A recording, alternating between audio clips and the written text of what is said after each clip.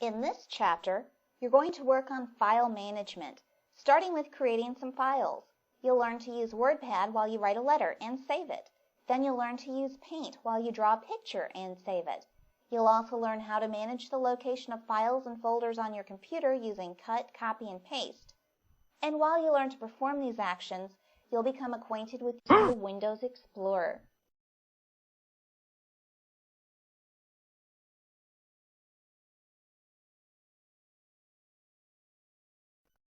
For the phrase file management to mean anything to you, you've got to have some meaningful files to manage. So in the next lessons, you'll use some programs to create files and then manage them. WordPad comes with Windows XP. It's not as good as Microsoft Word that comes in Microsoft Office, but it's good enough for writing a letter. To start WordPad, click the Start button, then click on All Programs. All the slick little programs that come with Windows are stored inside of Accessories, so go to Accessories. Then click on WordPad to start it.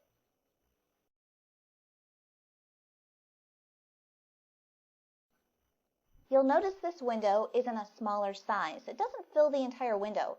This smaller size is known as a restored position. To make it fill up the entire window, click the Maximize button. This maximizes the window so it fills the entire window.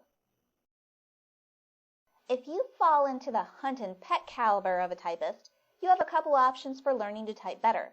You can practice a bunch using the proper finger alignment on the keyboard, or you can buy a program to teach you how to type. One such program is called Touch and Type by BVG. To begin typing, place your hands on the proper keys of the keyboard. Your right index finger goes on the J, while your left index finger goes on the F key. So your right hand fingers should rest on J, K, L, and the semicolon. Your left hand finger should rest on the keys F, D, S, and A. First, you need to insert a date, so open the Insert menu. Then select the Date and Time command. Now select a format. Use the one that spells out the month. Then click OK. Good, you have a date. To make a couple blank lines, press the Enter key 2 times. Press Enter. Good, now press Enter again. This course isn't here to teach you to type, so I'll quickly type in this letter for you. If you really want to practice file management and some typing, you should make this letter too, or one like it. The nice thing about writing in a word processor is that you can easily edit the words. Just click where you want to type and type it in. Where you see the cursor blinking is the insertion point where text will go. And after this is all written, you can format the text. And in later lessons, you're going to learn how to print this letter, save it to a floppy, and open it up again from the floppy disk. Okay, with the letter written, it's time to format. This text is a bit small, so drag over all the words to select them, then enlarge the size. Click the drop-down button for the font size.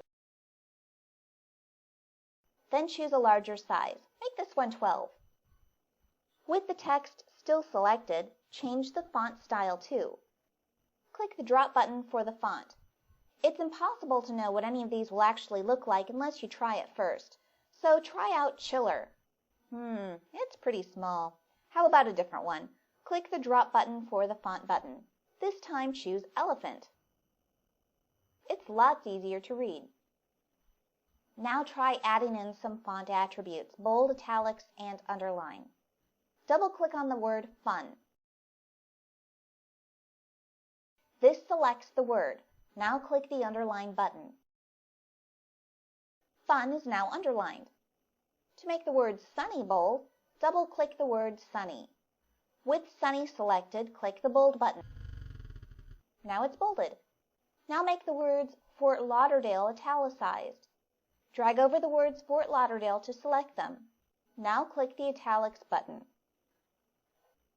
And now that you know how to add any of these attributes to text, what about removing them?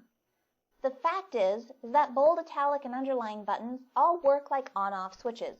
To remove the italics, keep the words selected, then click the Italics button. Now the italics are removed. It's that easy.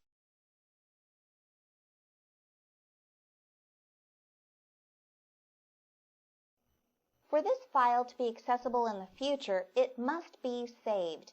To save it, click the Save button on the toolbar. Notice that Windows automatically selects the My Documents folder for the location of this file. Keep My Documents selected and name the file. In the File Name field, type in the name Dear Anita. Then click the Save button. It's saved, and you can see the file name on the title bar of WordPad. You just created a file. Now close WordPad. Click its Close button. This closes the program window.